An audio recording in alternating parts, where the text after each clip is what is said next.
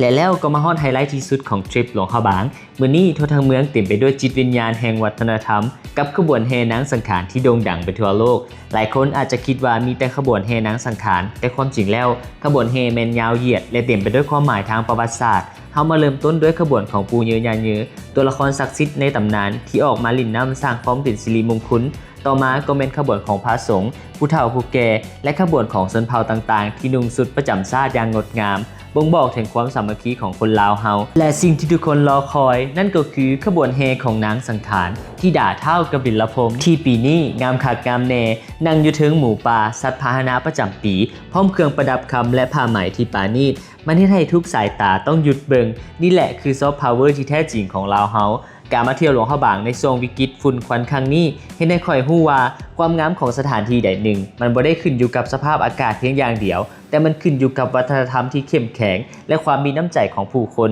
สรุปแล้วหลวงพระบางในช่วงนี้ยังน่าเที่ยวหลายที่สำคัญทริปนี้ค่อยแทบบ่ได้จับเงินสดเลยย้อนมี BCL One Pay ตัวช่วยที่เฮ็ดให้การเที่ยวสะดวกสบายตั้งแต่จองบิลรถไฟจนฮอดซื้อของกินแคมทางขอบใจทุกคนที่ติดตามการเดินทางของค่อยและพบกันใหม่ทริปหน้าสบายดีปีใหม่ลาวเด้อ